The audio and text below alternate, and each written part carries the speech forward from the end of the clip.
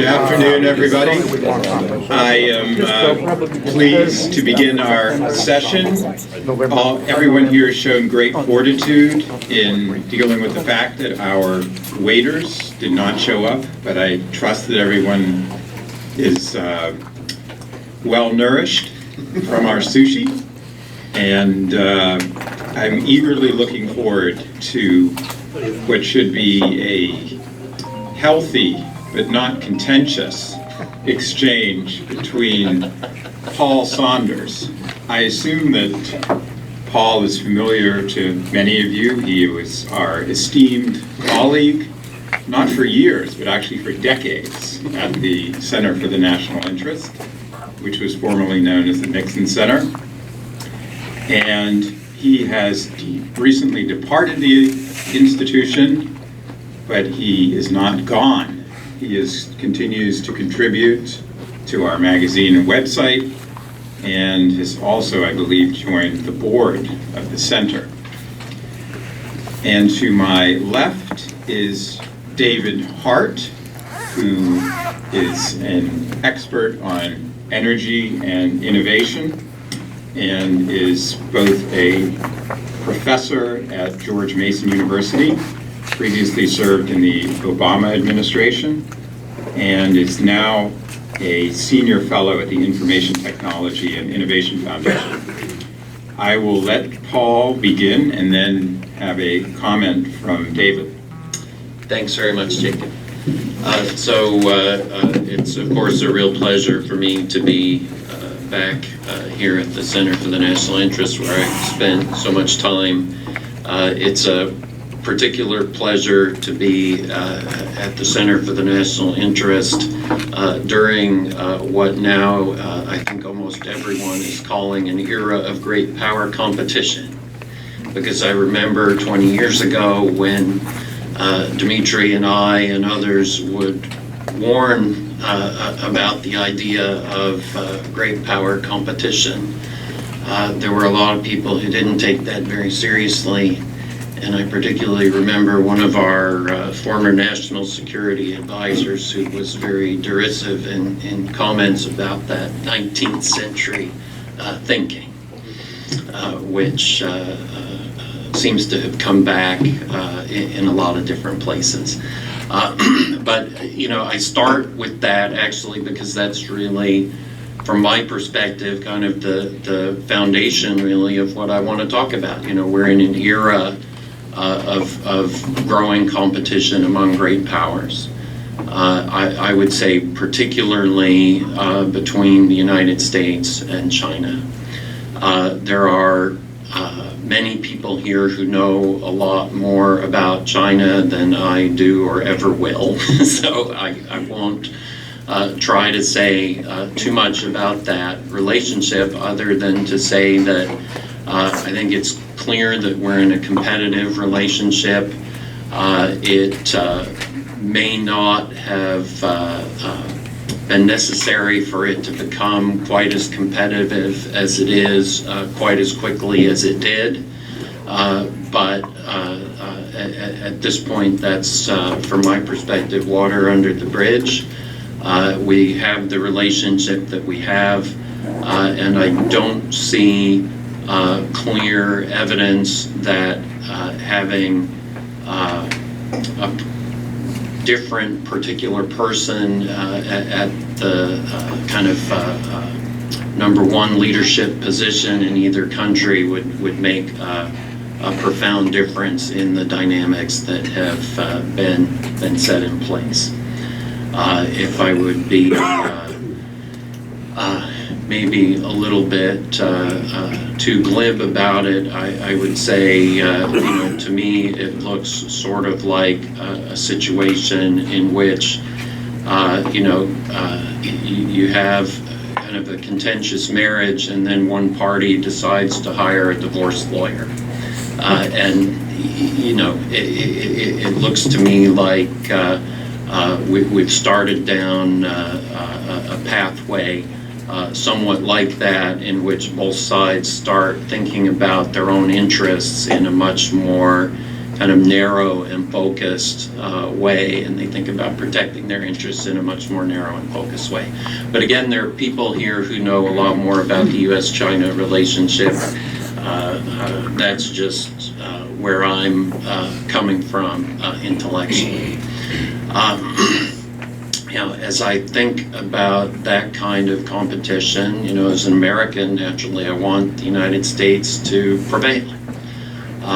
There are many people who write for the National Interest magazine who focus on, we should have this number of ships or that kind of new airplane or this particular military tactic or strategy.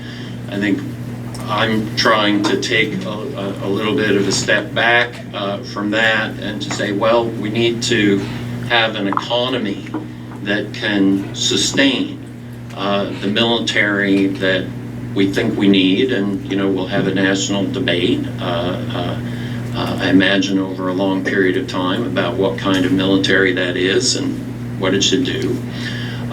But we need to have an economy that can sustain that and that can be competitive well into the future. For me, the next step is to look at our energy systems in the American economy. And when people say energy, they're often kind of talking about just oil and gas. I have in mind something much broader here. I'm talking about electricity, certainly oil and gas, but also power generation, nuclear power, renewables, other things that perhaps no one has thought of yet. I find energy intellectually an important place to start in thinking about our economic competitiveness and kind of sustained economic growth, because it touches on every other part of our economy and society. Anything that there is that you want to do, energy is an input. There are some areas where it's a bigger input, like metallurgy or something like that. There are other areas where it's a smaller input. But having more energy at kind of more affordable prices, and obviously having it be safe and secure, reliable, everything else, it benefits the entire economy. That's where I'm coming from. That's why I wrote this piece. I won't try to repeat the whole piece. I think the main thrust of the argument is that I think that we need a much more systematic and focused effort through federal policy to try to push forward energy innovation in the United States. And I think the benefits aren't strictly economic. I mean, certainly there are foreign policy benefits as well.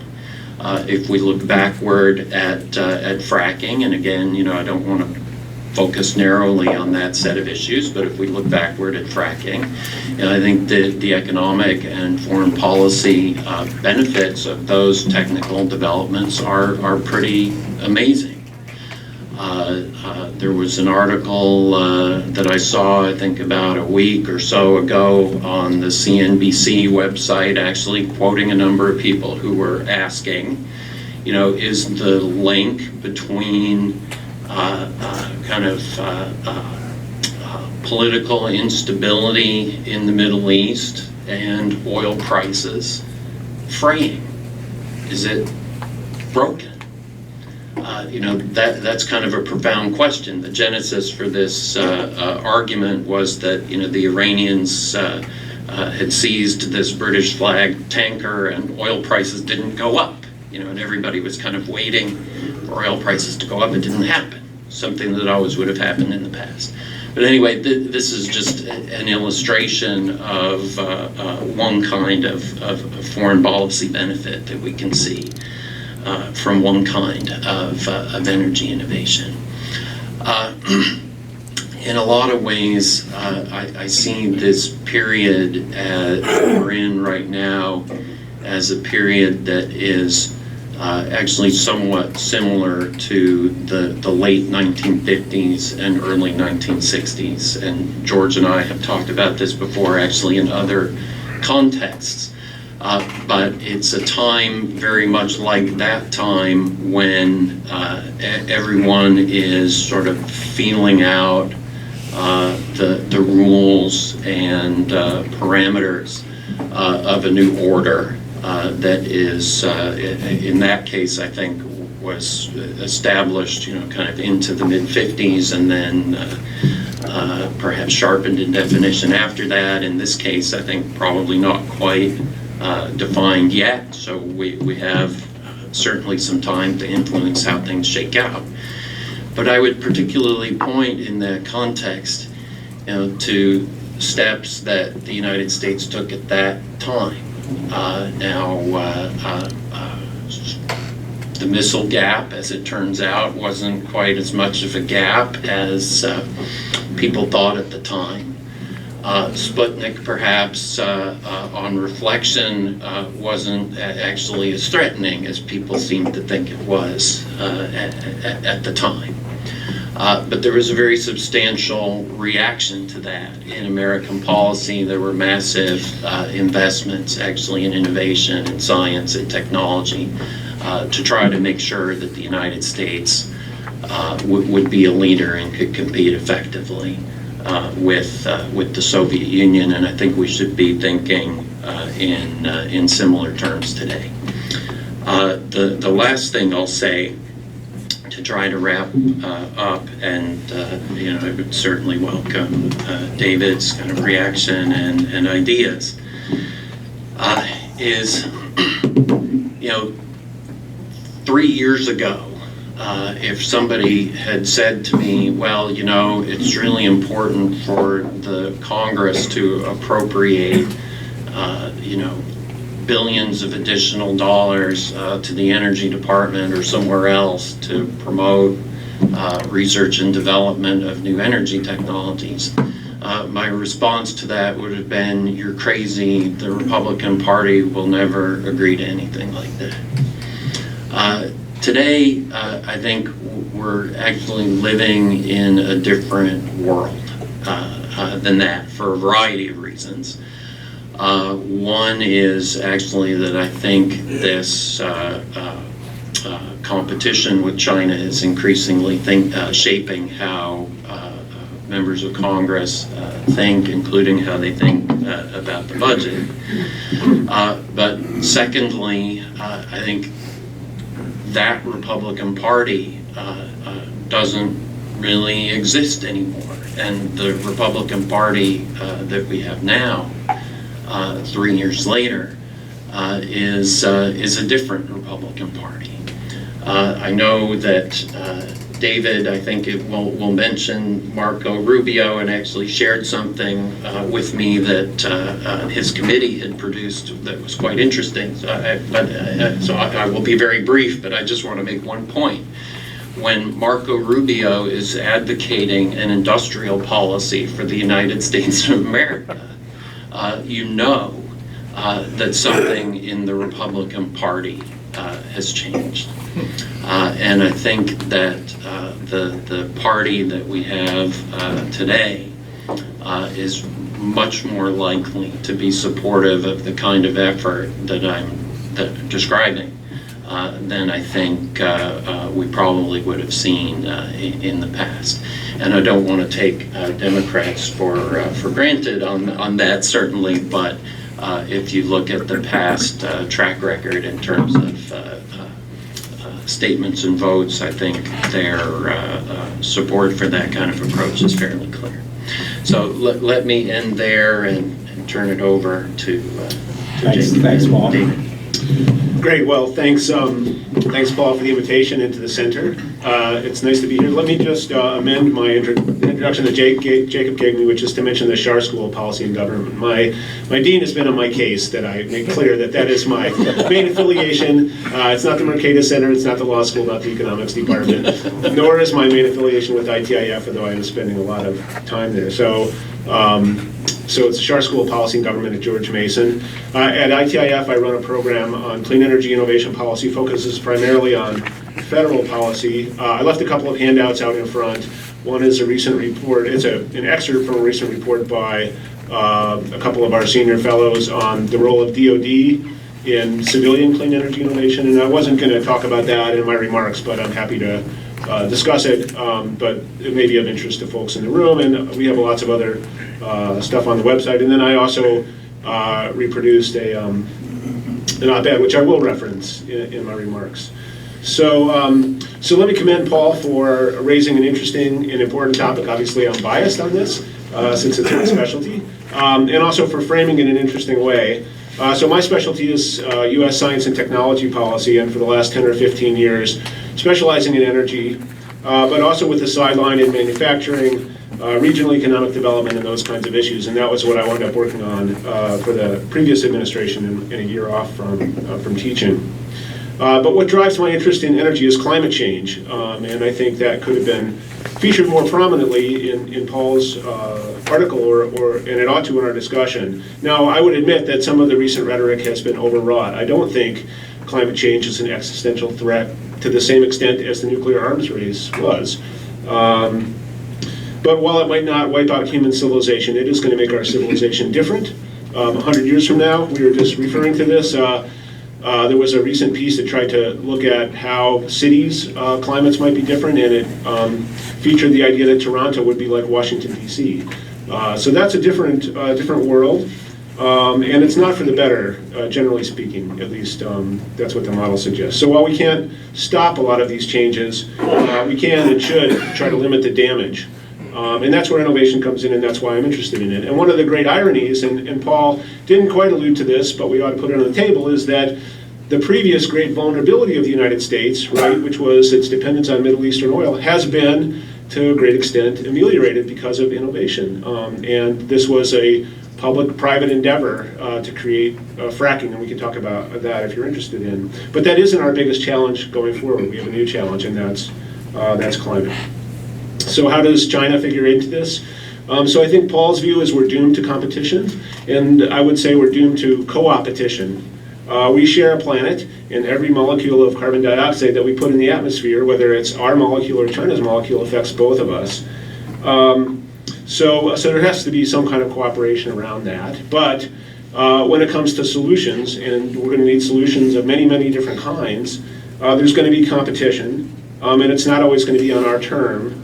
And we know that China has a pattern of subsidizing its companies and its competitors, and even supporting cyber theft and other kinds of illicit behavior to give them an advantage.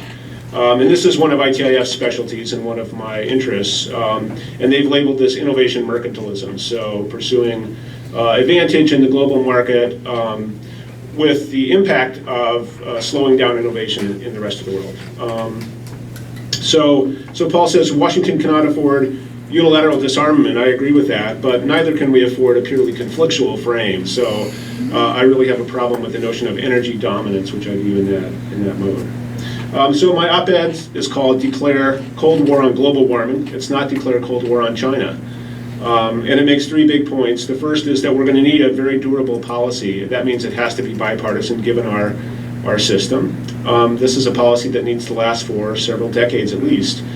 Second, innovation is at the core, and in that way I think the analogy to the Cold War, and Paul talked about this, is very strong. That was what won the Cold War for the U.S., and we need to build on that success. And then the third point is that we need to lead the world. There is going to have to be some kind of global cooperation. I'm a supporter of the Paris Agreement. I think setting goals and targets is important. But we also have to create knowledge. We have to create solutions across a lot of different energy sectors. And that's a positive-sum game. Everybody in the world should be participating, and if we have exchange, that's going to make the whole thing move faster. So there was another agreement that's not as well known that was signed at the same time as the Paris Accord called Mission Innovation, which was an effort to try to mobilize all the leading R&D countries to spend more. So that's the cooperation side of the ledger, but let me then turn to the competition side, which may be of more interest. It's definitely the case that some of this knowledge is going to be turned into profit opportunities. We need to motivate the private sector to develop and sell these solutions. That's the only way we're going to scale the response to climate change quickly enough, and competition is obviously a big and positive part of that process. It does feed innovation. But if China doesn't play by the same rules, and they don't, there are going to be conflicts and challenges around this competition. So an example in the past is solar panels. Massive subsidies by the Chinese destroyed the entire solar panel manufacturing capacity of the rest of the world, not just the US, but everywhere. There were trade cases brought, but they were basically ineffective. Now, this has been a mixed blessing, and I hope we'll have an event in the fall at ITIF on this topic. These subsidies have definitely accelerated cost reduction in solar panels. And it accelerated deployment as a result, and in some sense was a perverse subsidy of poorer country to the rest of the world, right? The Chinese subsidize our adoption of solar panels. But it also, I think, had the effect of slowing down innovation in the US. There are new materials, new kinds of products that could have been offered, but they were just undercut by the massive subsidies to the existing technology. So this is the hypothesis of innovation mercantilism, and again, I'm starting a project where we're going to try to substantiate that view. Second example, now looking forward, is electric vehicles and batteries. And it certainly looks like the Chinese have the same game plan in that industry, massive subsidies, potentially overcapacity, and a risk of what we refer to as technological lock-in. So I have another paper on this, which I'm happy to refer people to, where if you massively subsidize an existing technology in a low-cost country, then you can really deter the next phase of technology in the higher-cost country where we are. But electric vehicles is a different game than solar panels in that the auto sector is a huge sector. I don't think the US is going to let its auto sector go. Certainly Europe isn't going to let its auto go. So this is going to play out a bit differently. And we know that the EU is already starting to take action. They've started a series of policies that the shorthand that may be useful is Airbus for batteries. And we also see a new development as well, which is a Chinese multinational establishing a plant in Europe to supply VW and BMW. So this is, I think, an important development. Previously, the main suppliers of batteries have been Japanese and Korean companies. So there's a whole competition in Asia around the battery market and the EV market. So that's another part of our new project on this. For the US, Tesla is basically, for the moment, our national champion. And that reflects our national strengths in a way, right? Entrepreneurship, thinking big, billionaires with the willingness to spend on their projects. But obviously, Tesla has many weaknesses, as anybody who watches CNBC will know. The federal government, quite frankly, really hasn't been a big player. The states have really been the drivers, especially California with its mandate for electric cars. There is a federal tax credit, but it has some problems. The federal government is now rolling back fuel economy standards, which would have accelerated adoption of electric vehicles. Now, federal R&D has led to some great new technologies, for instance, next generation batteries, but it's really unclear whether these technologies will be scaled up in the United States. And one of the things that we've seen in recent years is foreign investors coming in and buying these companies and then basically taking the technology home and scaling them at home. And I think this figured into some of the discussions around strengthening CFIUS and so on, acquisitions. Don't know that that's been applied in the energy sector, but it easily could be. So what should we be doing? So I certainly think Paul is right that innovation should be at the core of our strategy, and we need to spend more on R&D, and we have plenty of material on the ITIF website about that. But I also think we need a pull policy. So to accelerate innovation, you need a push from the technology side, but also a pull from the market. And that's going to have to come through carbon tax, clean energy standard, or some other form of regulation. This is not a problem that the market is going to solve on its own. It's an externality. It's a global externality, which makes it so challenging. So the government has to create a market structure in which firms can can't compete in events. And I think this is both at the economy-wide level, but also at the sector level, in the power sector, transportation sector, and so on. And with respect to China, I think we have to work to create a balance between areas where we have shared interests, basic research, sharing knowledge, cooperating on demonstration projects. And as a professor, I think every professor in the room probably realizes the tremendous value that Chinese students have brought to our universities, the brain power, the relationships. It's amazing. And that's at risk right now. So that's on the one side. On the other hand, we do have to find a way to get to fair competition in product development and delivering services. And we need allies to do this. We're going to need to work with Europe and Japan and other like-minded countries. So I think we need something that's more muscular than what we saw under Obama, but if I could say, a little more subtle than what we're seeing under Trump. And I do share Paul's concern about dividing the world into two technology blocks, but I do think that could occur in some industries. And then, as Paul mentioned, I just close with this new development, which is Marco Rubio's advancing industrial policy. Now, this is not just in the energy area, but across a range of industries. And I would recommend people take a look at Small Business Committee's couple of recent reports on this topic.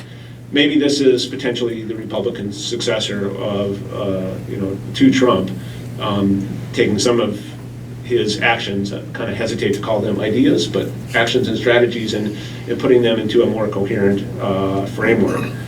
So I'm curious to see what people's thoughts are on that, and thanks again for the chance to join you today. Maybe briefly. I'll try to respond kind of very quickly just to several things. I certainly don't want an extended U.S. competition with China. I kind of hope that we will maintain cooperative elements in our relationship. As a practical matter, I think that will be very challenging. And I guess I would say I, like probably most people in the establishment, have been supportive of this kind of concept of cooperate when we can and confront when we have to, which is sort of the framing that people come up with for relationships like that. The theory behind that is that you get kind of most of the benefits of cooperation, and you can also enjoy most of the benefits of being able to confront. The challenge in practice, I think, at least as I have watched this relationship, is that the confrontational side kind of prevents you from developing really the cooperation that you need, and the cooperation that you want kind of puts brakes on your ability to confront when you think you might need to. So instead of getting the best of both worlds, I would ask sort of rhetorically, do you end up with the worst of both worlds? I'm not saying that because I have a better recommendation, because actually I don't. I think it's a really difficult problem. I'm just pointing out in practice, I think there is a real intellectual challenge in taking this approach where we're kind of trying to have two different policies at the same time. That's really what I'm trying to say. Climate change, I believe is a serious problem. I think it's something that I'd like to see a federal policy to address. I think in pursuing energy innovation, we can try to address that. I think, again, as a practical matter, in building bipartisan consensus, I think it's much better to make energy policy that has beneficial climate effects than it is to try to make climate policy that has damaging energy and economic consequences. And I think in the past, much of the discussion has centered around trying to use climate policy to make energy policy, and I think that leads us into kind of a political morass, unfortunately. From a diplomatic perspective, I guess, and I'll maybe stop here, and I have some other responses, but I'll let those go for now. I fear that Paris may well be the kind of the high watermark of international climate diplomacy because of how I look at the evolving international system from this point forward. And some people would perhaps view that as very troubling. I'm maybe a little bit more sanguine about that, because actually what I think we really need is the kinds of technologies that I'm talking about here, new energy technologies that reduce emissions. What we need out of diplomacy is, from my perspective, not so much targets and timetables, but much more systems that will reduce the friction in the system in getting these technologies deployed around the world. So that's much more about kind of trade and investment policy and intellectual property protection and that kind of thing, rather than kind of this quantity of greenhouse gas emissions by this time. But I'll leave it there. Well, we already have someone who's eagerly signaled that he wants to ask a question, none other than Michael Vlahos. Well, in the global compass of energy and climate change, the real geopolitical divide, I would suggest, is not between the U.S. and China, but rather within the American belief system itself. In other words, the larger divide, the existential divide within American society, is the thing that will, that has the potential, one could argue, to most overturn having any kind of coherent policy. And if you watch the, say, the debate, as it was called last night, this morning, consonant with the conversation, there appeared an article in The Nation that basically declared that America should, in order to have a green path ahead, should embark upon an authoritarian approach to dealing with climate change. There was no alternative, and that suited the populist tides of the day. So there you have an anchor on one side calling for an approach that has, Stalinist overtones, and then on the other side you have the reservoir of the romantic period of the, oil wildcatters, et cetera, et cetera. And I don't see any a meeting here.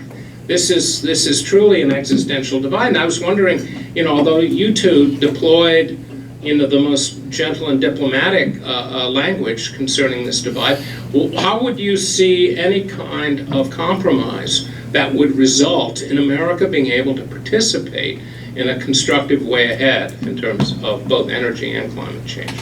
Do you want to go first, David? Or yeah, I guess what you're asking is how do we find a durable policy in the United States to reduce our emissions? And I am worried about the dynamics that you describe. I think there is an action-reaction process going on that's, it's not confined to climate, but climate may be the area where it's most exaggerated, where, the two parties are pushing each other apart. So it's worrisome. I guess, I would see some signs of hope. When you say apart, what do you mean? So I mean, on the one hand, you have the vision of the Green New Deal, which I wouldn't go quite as far as you would go in terms of characterizing it, but it calls for a 10-year mobilization on the scale of World War II, which was 35% of GDP. I mean, I don't think they're thinking in those numbers, but Alexandria Ocasio-Cortez said, well, we need at least $10 trillion. And I don't know where these numbers come from, but nonetheless, there's a strong position there. It's not really worked out in policy terms, and I think it's certainly possible that if Elizabeth Warren gets elected, the people implementing climate policy wind up looking a lot like the ones under the Obama administration, because that's kind of the way these things work. But nonetheless, there will be pressure from the left for more draconian solutions. There's also a current on the left that is bottom up. The fact that the states have been driving the policy, states and cities, have been driving the policy. There's a lot of interest in sort of community energy, options. So in California, they have these solar cooperatives essentially, and a lot of interest in municipalizing utilities. So I think there are different threads on the left. But to me, the more worrisome thing is declaring it to be a crisis and saying, we need to solve it in 10 years, which I think is nuts. And there was a nice piece by the Breakthrough Institute in which they compared it to diabetes. Like, this is a chronic condition we have. We're going to have to live with it, not just our lives, but basically for all the generations that we can think of. I mean, this stuff stays in the air for 1,000 years, roughly. Maybe we can pull it out, maybe we can't. To me, this sort of rush to action, despite the gravity of the situation, nonetheless is worrisome. And then on the other side, complete denial of the science. I mean, that's another extreme position. But so I was going to go to the positive here, which is, and Paul references, at least in this Congress, some signs of a bipartisan notion of, we need to start investing in technologies. As I said, I don't think that's enough, but it would sure be a good start. So starting to push some of these other solutions forward. There are definitely Republicans who are in the middle. The senator from Alaska, who I got to meet last week, if you were watching the news, Anchorage was in the 90s most of the month of July, and that's, I don't know that Anchorage is going to become like Washington, but if Toronto is, that means Anchorage is going to be, like Vancouver or something. So the real effects are being felt, and maybe it's kind of sad, but that's an ameliorating factor. Let me respond to that too. I mean, I think there is a pathway to a bipartisan agreement, and in full disclosure, that's what the organization I'm with is trying to do. Maybe I'm a little bit self-serving in holding that view, but I think there is a pathway. And there are several reasons for that. First of all, on this question of the denial of the science that David raised, I have a somewhat different view.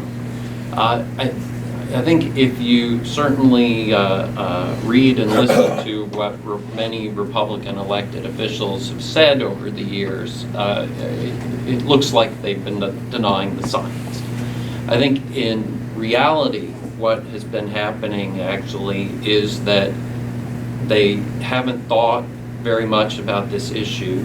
They haven't in the past cared very much about this issue. They have relatively few, if any, policy ideas of their own that are geared toward addressing the problem. So if they enter into a debate about what is the best policy solution in dealing with that issue, at least up until now, it's a debate they would lose because they actually don't have a response. And I think in that political context, it's a far more attractive position to take politically to kind of deny the science, quibble with the science, raise questions about how fast or what's the human component or, all of these other things. That's a much easier thing to do.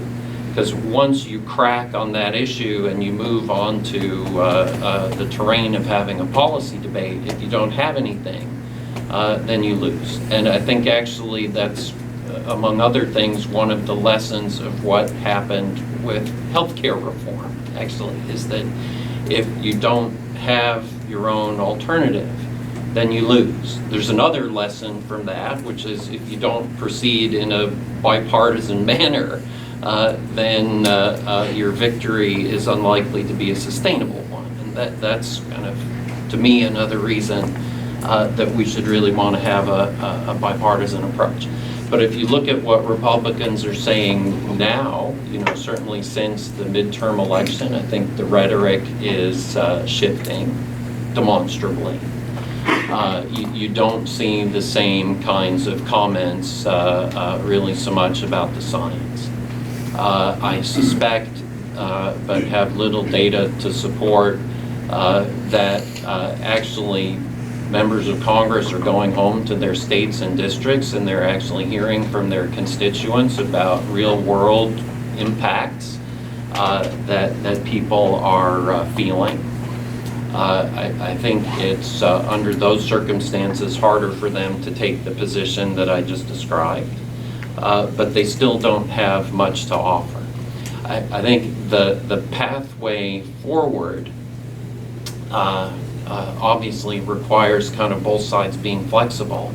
I think it requires, as I alluded to earlier, making energy policy and not making climate policy, not trying to kind of, from my perspective, make energy policy through the back door, but just to make an energy policy that makes sense as an energy policy and also helps with climate. And I guess finally, I would say if Democrats insist on a public apology, then, forget it, because we will never get there. We will never get there. Our next question is from Ambassador Burt. The microphone's coming. Thanks, Jacob. I really have two questions. Either one of you can really address them. The first is, this administration has proclaimed a policy or a strategy of energy dominance. What, in your view, does that mean? Is that just a bumper sticker, or is there any content to this policy or strategy?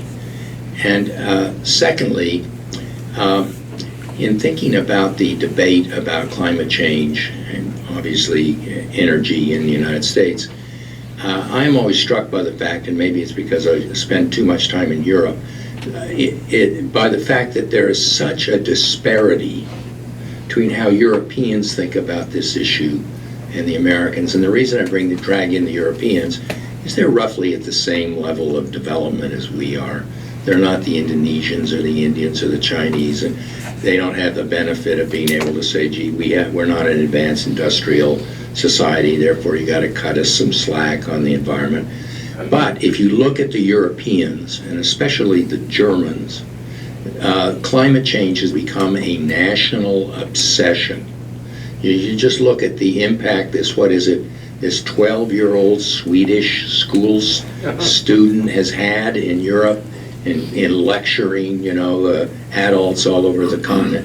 How do you account for that sort of, really, I would say it's the one area of the greatest fundamental difference between America and Europe. How do you account for this difference?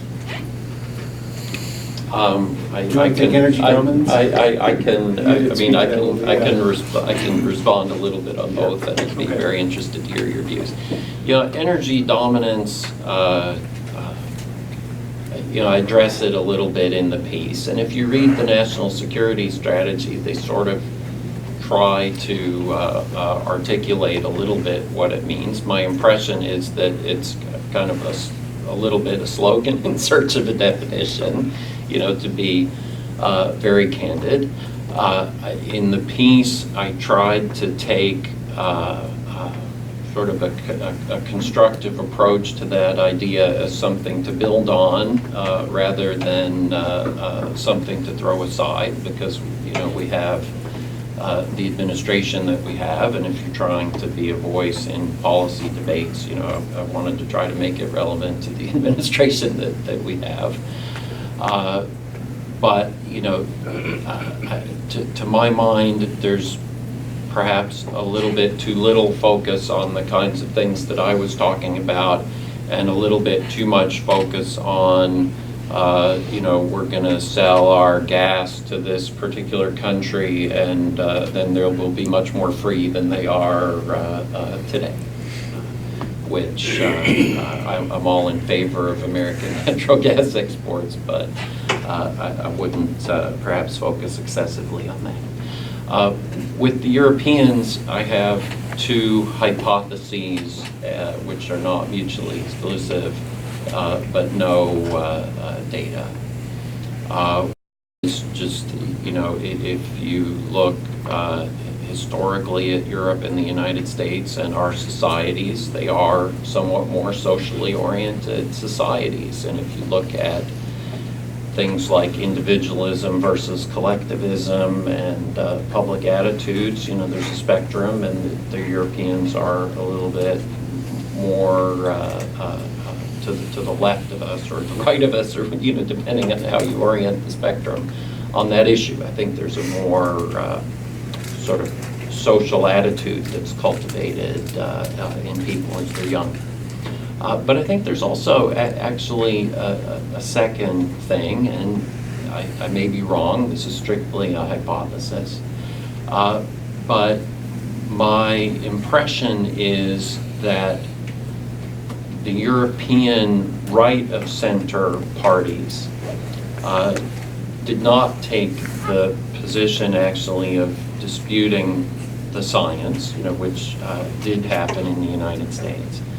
And consequently, in Europe, there was a kind of a public discussion much earlier about problems like refugees, mass migration as consequences of climate change.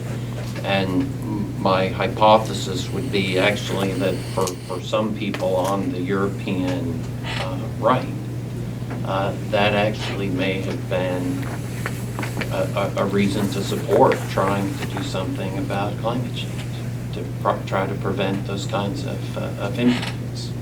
And I'm talking about before Syria here, not since. I'm talking about before Syria.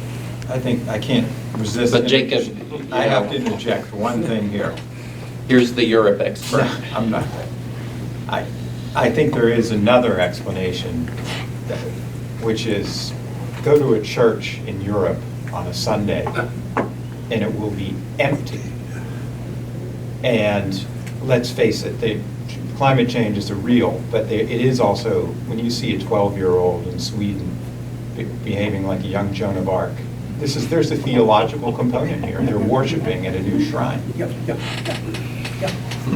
So I think I'll flip Paul's explanation on its head and say the explanation is the Republican Party of the United States. The Republican Party is almost unique in the world in its position on this. Look at the CDU, even the Tories, for goodness sake. You know, they are trying to come up with alternative solutions. So I think, to me, that's a much more compelling answer, that the United States is what stands out, not Europe. I do think there's a difference in having green parties. I do think that makes a difference. And, you know, I don't know that I can trace the whole story of that, but I think certainly in Germany that's part of it as well. On energy dominance, I guess my perspective, I do think it's mostly a slogan, but there's kind of a narrow, to the extent that it has policy impact, there's kind of a narrow version, which is, you know, exporting LNG to try to get Europe off the Russian gas. And then a somewhat broader version, which was alluded to, which is that the oil price, you know, it's now much less of a factor than it was because the U.S. can ramp up production and kind of counteract OPEC. Now, that's not quite dominance, but to me, it's to the extent that I can put a policy, content in it. That's what it is. Certainly, we don't see, you know, let's take nuclear. We don't see the U.S. taking the kinds of actions in nuclear policy that you would think would correspond with energy dominance. So, you know, it could potentially be developed by a future Rubio administration, who knows? But I don't see this administration sort of working out all the implications and then taking action. George had a question. George Beebe, who is Paul's successor at the center. Oh, big shoes. Always dangerous to get a question from the successor. So when we talk about energy innovation and its implications for great power competition, one aspect of that is ideas, technology, the innovation itself. But another aspect of that is access to the materials that one needs to fuel those technologies, and that is changing. It's becoming less and less petroleum-based energy production and more exotic materials. And what I have in mind in particular is access to rare earth metals, which seems to be increasingly a part of some of the more advanced technologies that we're talking about. What are the implications of China's dominance of access to the world's supply of many of these rare earth materials. And does this affect prospects for, on the one hand, competition, on the other hand, cooperation? Can we cooperate in a market in which China has 90% of what we need for the technologies that we're trying to develop and use? David? Yeah, so this is something I don't know all that much about, I must admit. I do think it's an entry point for the Republican Party as well into this, and we've seen this with Senate Energy Committee and expressing interest in strategic materials. It does connect back to some of those Cold War themes. There was a period in around 2010, 2011 where there was an effort to embargo rare earths to Japan, and it was alluded to a little bit in the trade talks recently. So it's at least floated out there. I would guess that it's worth our while to try to think about whether there are alternatives, whether it's developing our own resources or alternative materials. The one I know more about are some of the heavy metals that are used in electric vehicles. And there is an element of U.S. China competition on a global basis around these, particularly in Africa, but not just in Africa. And I would say that Chinese have been much more strategic in their thinking in building relationships around access to these materials. And if we actually had a policy, then we might start to think like, oh, where does this supply come from? But at this point, we haven't even formulated a serious policy, so very hard for us to think down that chain. But the one that's of most concern is cobalt, and that comes mostly out of the Congo. And that's a challenge for any. I mean, if that's where your supply comes from, that's a challenge. But it's a somewhat different set of concerns than, let's say, petroleum, just because these materials are used in relatively small quantities. They're often not mined for their own sake, but they're byproducts of other mining. So there are some real complications. But I think the short answer is we really haven't yet put our minds to it in the United States, and it is something of an opportunity, I think, for more conservative foreign policy thinkers to push the U.S. in this direction. I'll add something very brief on that because I also know very little about it, but it's my impression that part of the reason that China is in the market position that it's in is, its price, right? And they've kind of made other producers or put them into a position where their production is not economical. And when you're thinking in terms of making money on a mine, then the economics matters. When you're thinking about protecting your national security, then economics, as we often find in our history, becomes a secondary consideration. So I understand that there, have been historically mines in the United States producing these materials. They're not currently because it isn't economical. Which metals and how much, and I would certainly leave that to others. But like many things in life, how much are you willing to spend? So. Dimitri? One comment and one question. Paul, you're absolutely right about the importance of bipartisanship.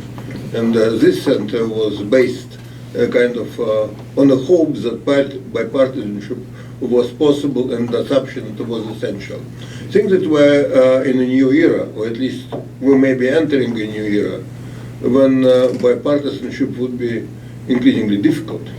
Because I was concerned when candidate Trump was calling his rivals during the election season little marker, low energy, and etc. But let's face it, these were insults which reflected Trump's unique manner. This is not something that could be politically damaging. When people start talking about Moscow Mitch McConnell, when they make unsubstantiated allegations about somebody being racist, for those who consider these allegations untrue, that creates a kind of an environment when bipartisanship may be very difficult indeed. And how long this kind of animosity lasts, and to what extent you can overcome it, like you were talking, or overcoming rivalry in the U.S.-Chinese relationship, I don't know. But we're clearly in a different environment. But you mentioned Senator Rubio. And Senator Rubio now, of course, wants to have a new bill, which will introduce new, more comprehensive sanctions against Russia. And they're discussing, as you probably already know in Moscow, how they would respond to Senator Rubio. And one response was suggested by Senator Alexei Pushkov, who suggested that Russia should pass something that he calls Hostile Nation Reciprocity Act. And nations which engage in hostile behavior against Russia should be subjected to the following treatment according to this bill, which was not even introduced. Right. But Pushkov is very well connected in Moscow, as you know, and I don't think he would be talking about something like that without how to put it some clearance. So first, Russia would not vote at the UN Security Council for any sanctions introduced by hostile nations. And I don't need to explain the implications. Right. Second, hostile nations will not be allowed to have any presence in Russia, except special, carefully defined areas, like, for instance, investments in areas which they consider in their national interest. All Russian organizations involved in politics would have to testify under oath that they do not receive any assistance, any funding, or any guidance from anybody connected with hostile nations. For instance, hostile nation in this case, it would not be just that it would be coming from a hostile nation government, but if it is coming, let's say, from a resident of a hostile country, anything coming financially from Mikhail Berezovsky, who is a resident of London. So you can imagine what it would do to the Russian opposition movement. And Pushkov suggested that now if you don't register as a foreign agent when you're supposed to, it's an administrative violation, and your organization can be shut down. He wants to make it a criminal offense equal to treason. Last but not least, and that's the reason I'm asking this question, he suggested that the president of Russia should get the right to provide military assistance and to enter into short-term military agreements with nations which are under assault from hostile powers. And as a specific example, Mr. Pushkov mentioned Iran. And as you probably know, there will be already in September naval maneuvers, joint naval maneuvers, Russian and Iranian, in the Strait of Hormuz. Today we have learned that a Chinese destroyer will be joining the maneuvers. So the question is, in the new technological environment with our energy dominance, do we assume that all geopolitics is dead? Or is it dead only up to a point? And if there would be a real trouble in the Straits, there may be consequences, energy consequences. Sure. Well, I certainly would never take the view that geopolitics is dead. I'm quite concerned by the direction of the U.S.-Russia relationship. I'm very concerned by the direction of the U.S. China relationship. And,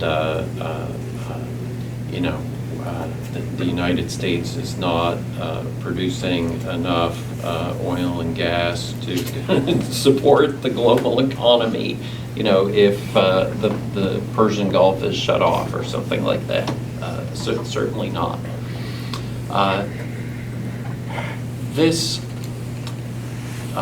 I'll sort of pivot and go a little bit in a different direction, but I think it's also connected because of some of the issues that you were raising.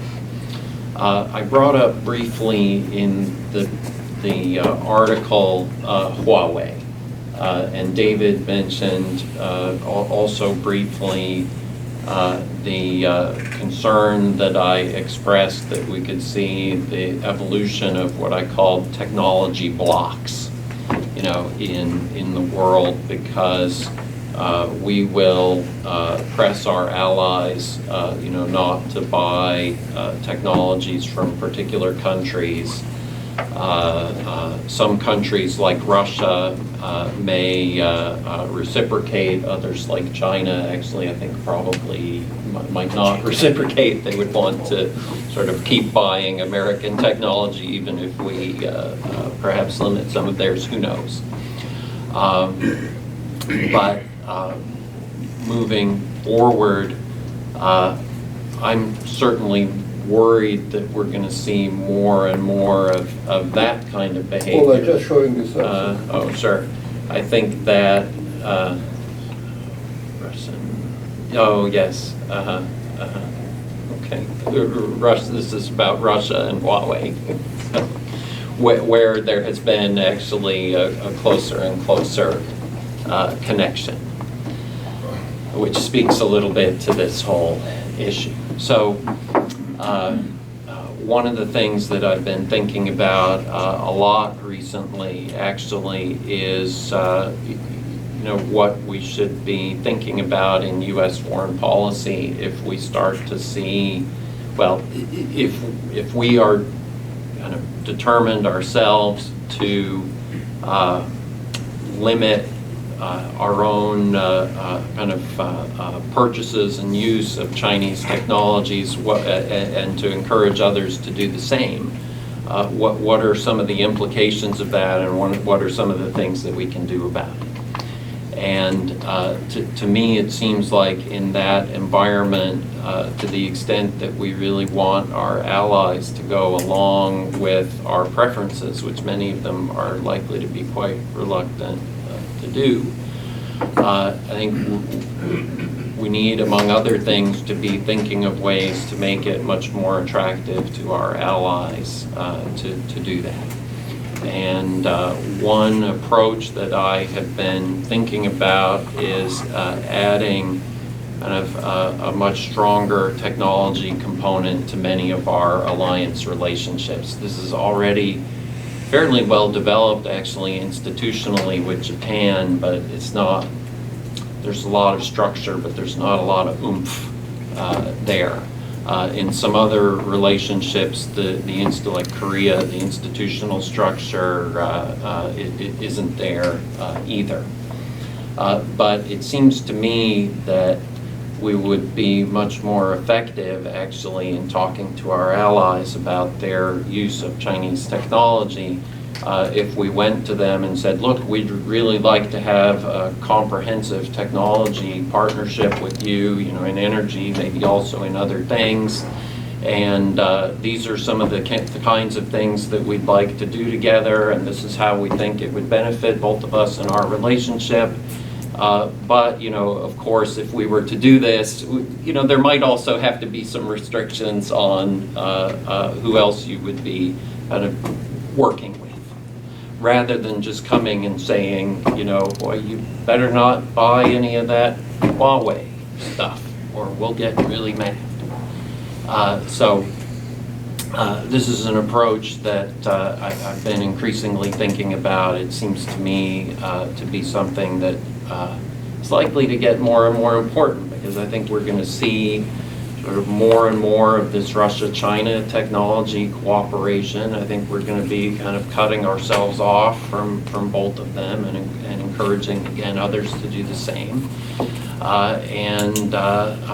It's sort of another reminder of some of the things that we went through in the past, actually. I hope we'll have better approaches this time around, but it's certainly something that we experienced before. David, I don't know. Do you agree? Yeah, I do. I mean, I certainly think we've emphasized our alliances, and it's going to be a crucial piece of diplomacy and foreign policy moving forward. And actually, I'm sorry, just one last thing. I would say more than that. If we're a nation of 300 million people and we're in a competitive relationship with a nation of 1.3 billion people, and our per capita income is gradually converging, I think our ability to leverage our alliance relationships only becomes more important. over time. Staples and Roy, and then Wayne Mary. Thank you. Thank you for your terrific comments. Our topic is energy and U.S. China competition. I wonder if you, Paul and Dave, could give a brief China perspective on this. If we were Chinese sitting in Beijing and looking at the same topic, how would we be addressing it? Here's a country 4.5 times the population of the United States, has to import over 1/3 of its energy. Sure. Right. It has acute water shortage. It has abundant coal, but has an environment so polluted that for political reasons they have constraints in using coal to generate their power. There are just tons of reasons to think that China, if it continues to grow, is going to have real difficulties meeting its energy needs, and it will always be highly vulnerable because of the lines of communication over which it has to transport a lot of the energy it needs. And what puzzles me is in responding to this challenge of U.S.-China competition in energy, we seem to be putting more emphasis on defense rather than on offense. You know, cut off Huawei wherever we can. How are we going to make up for the deficiency of science students in our advanced education when the Asian students start dropping out because of because of anti-Asian prejudices stirred up by our reaction to all of this? I mean, there are just enormous issues here that somehow we're focusing on the wrong issues and aren't thinking about how we can. Final point, we're having electricity brownouts in Washington. We've been talking about climate warming, and we can't supply the energy we need to keep our air conditioners functioning in the really hot days. Temperature in my bedroom last week at the height of the thing was 85 degrees because they cut off air conditioning because we can't supply the power. I mean, this is an example of how we're simply not addressing this issue in a serious, planned way, and I'd just be interested in some comments. Sure. Well, I guess I am firmly in the camp of kind of getting our own house in order being step one in having an effective foreign policy, much less competing with others. So I'm totally with you on that part. I fully recognize all of the challenges that China has, and there are a lot of them, socially, economically, politically, and I certainly think that it's a mistake, whether it's with China or with Russia, or for that matter with the Iranians, to kind of paint people on the other end of a competitive relationship as being sort of 10 feet tall and universally menacing. It's clearly a much more complex situation than that, and they've got enormous problems. At the same time, they are making huge domestic investments in energy technology development.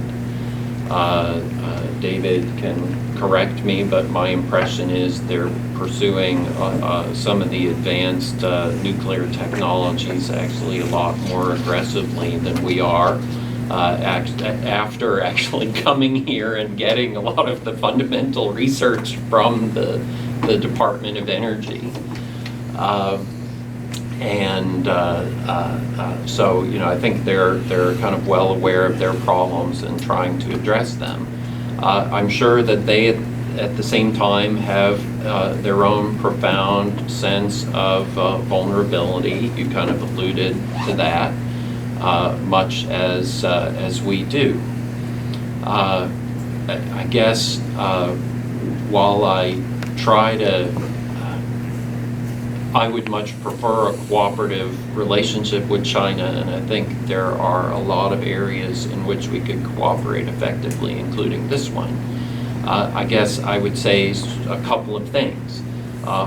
One is, it seems to me that the U.S. business community is actually incredibly frustrated trying to work with China. And one of the things that's been most remarkable to me in this whole trade dispute that we're having is you actually hear almost nothing from the business community, where in the past there would have been frequent expressions of concern. And to me, this sort of reflects this frustration, and I kind of go back in my mind to I think 5 or 6 years ago, the National Bureau on Economic Research did that IP theft commission and report, which to me seemed to have sort of a crystallizing effect. I think the sentiment was already there, but I think it kind of crystallized a lot of that frustration. And whatever one's views of how the president is handling this situation, it seems to me like there was something that was wrong in that relationship that needed to be fixed. Now I'm not sure that I'm going to remember the second thing that I wanted to say. That's okay. I'll pass to David, and maybe it'll come back. So I think we should remember that the U.S. has a tremendous interest in China addressing its energy and environmental problems, and I think you characterized them well. They have a strong domestic motivation, and we ought to be working towards export opportunities and working with, the Chinese partners. The problem has been the business environment and the approach of the Chinese state to foreign companies. It's changing a little bit. Tesla has been able to have a 100% fully owned subsidiary.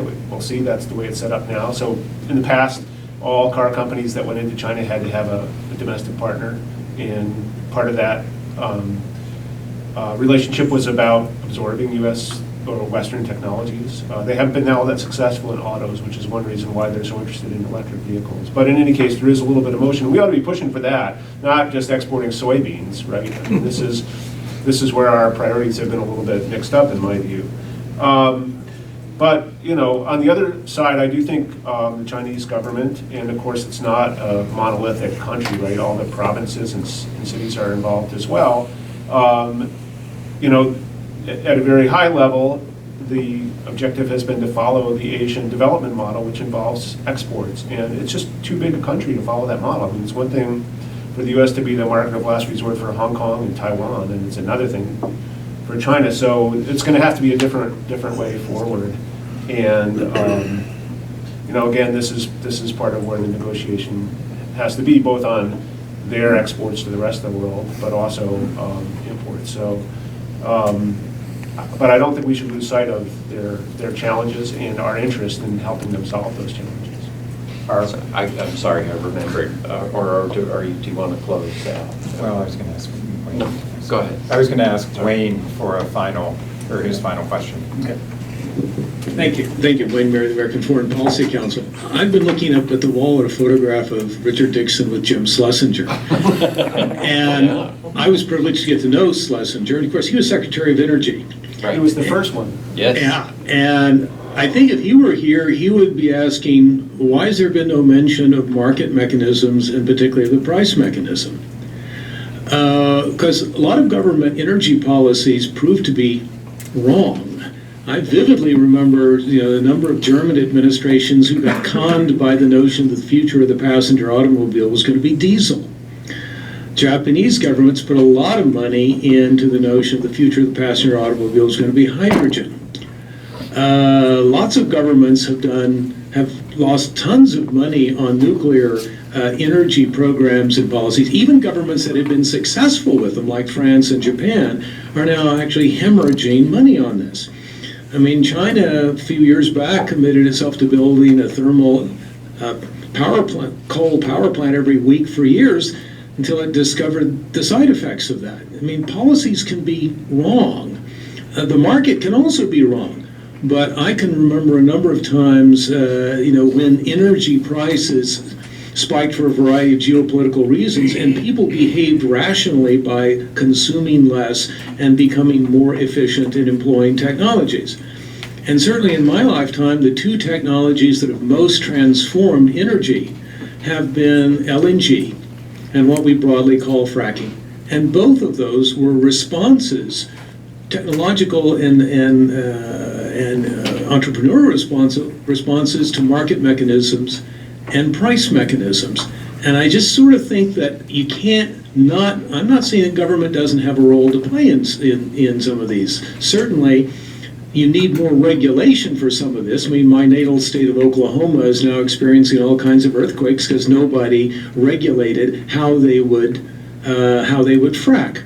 But I do see, looking up at Jim Schlesinger's photograph there, think that if he were here, he would think that at least price mechanisms and market mechanisms should be part of the discussion, so I raise it.